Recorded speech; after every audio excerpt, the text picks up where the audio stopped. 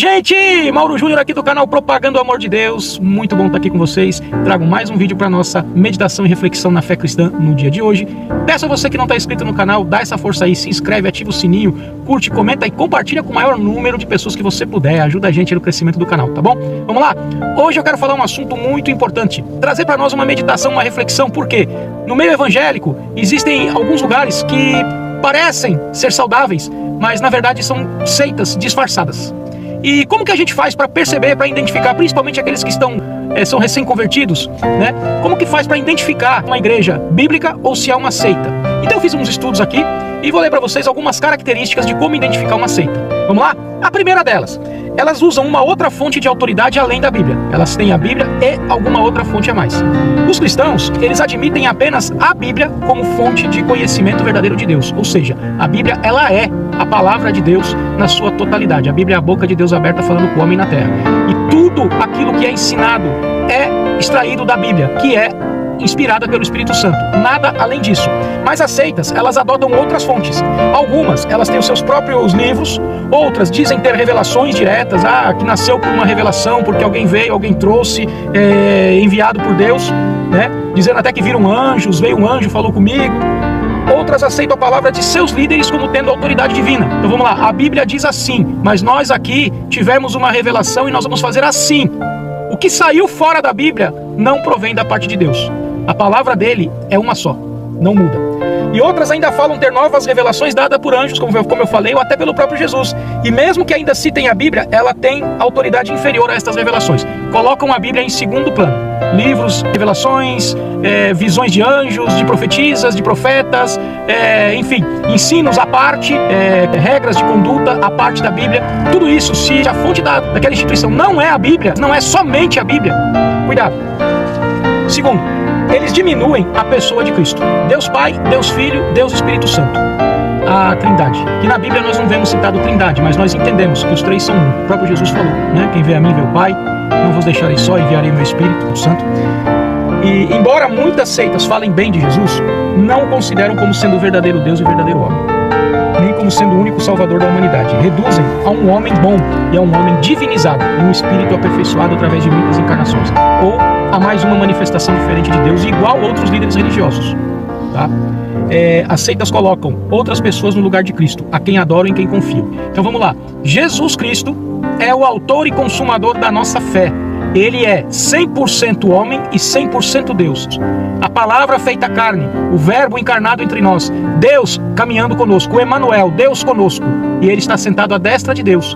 Ele estava com Deus no início da criação e ele está com Deus agora, intercedendo por mim e por você. Qualquer lugar que você vê que pegam a pessoa de Jesus e diminuem, não é um lugar saudável, um lugar bíblico, tá? Terceiro, as seitas ensinam que a salvação é pelas obras. Essa é uma característica universal de todas as seitas, ou seja, todas elas vão dizer isso, porque elas acreditam que o homem é intrinsecamente bom e capaz de, por si mesmo, se salvar. Então pregam que ele pode acumular méritos e vir a receber perdão de Deus através de suas boas obras praticadas nesse mundo. Embora as seitas sejam muito diferentes em sua aparência externa, são iguais nesse ponto. Algumas falam em fé, mas sempre entendem a fé como sendo um ato humano meritório. E nisso diferem radicalmente do ensino bíblico da salvação pela graça mediante a fé que está lá em Efésios. Nós somos salvos pela graça, mediante a fé em Jesus, não por obras para que ninguém se glorie. Não tem mérito. Nós não merecemos a salvação. Nós ganhamos a salvação pelo mérito de Cristo. Então, se em algum lugar você vai ouvir alguém falar, olha, como é que estão as tuas obras? Você não vai ser salvo. A salvação é pelas obras.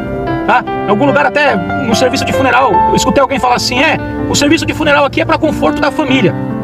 Mas pessoa que está aqui, que Deus recolheu, que Deus levou, nós não sabemos se ela vai alcançar a salvação ou não, porque são as obras dela que vão falar mais alto.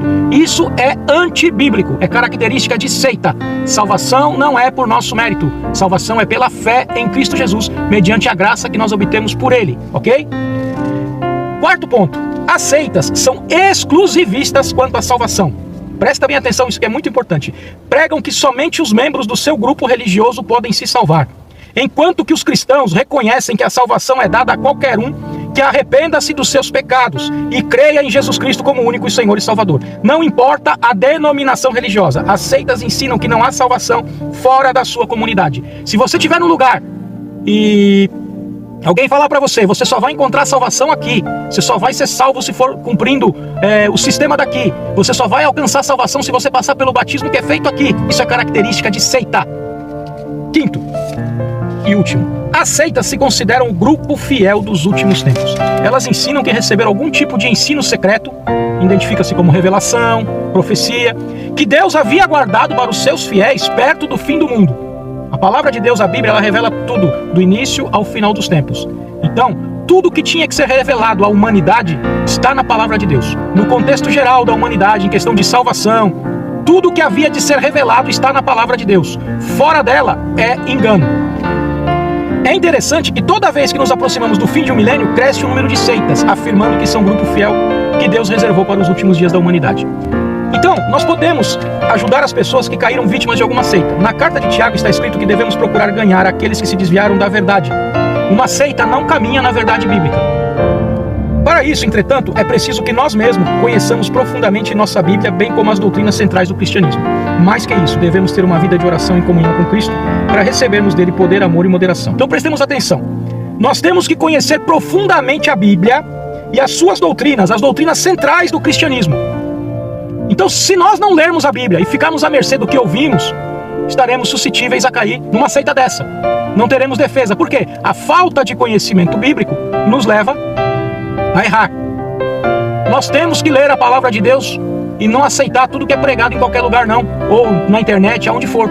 Por quê? O conhecimento da verdade vem através da palavra de Deus. Se nós não conhecermos a palavra de Deus, nós seremos facilmente engodados e enganados. Então tá aqui. Então o que eu faço? Analisa todos esses tópicos que eu te falei, todos esses itens que eu te falei, e verifica onde você está indo. Se alguém falar para você, olha, se você sair daqui, você está em pecado, porque aqui é a salvação, porque aqui é a verdadeira graça, olha, porque aqui nós guardamos tal dia, porque aqui tem a revelação de fulano de tal, que apareceu não sei para quem, e falou que Jesus ia voltar não sei que dia. Nada disso está na palavra de Deus. Leia a Bíblia e procure uma igreja bíblica. Então esse é o vídeo que eu queria fazer hoje. Deus abençoe você por ter ficado aqui até o fim. Forte abraço, Deus abençoe você, sua casa e sua família. Não esquece de compartilhar esse vídeo. Deus abençoe.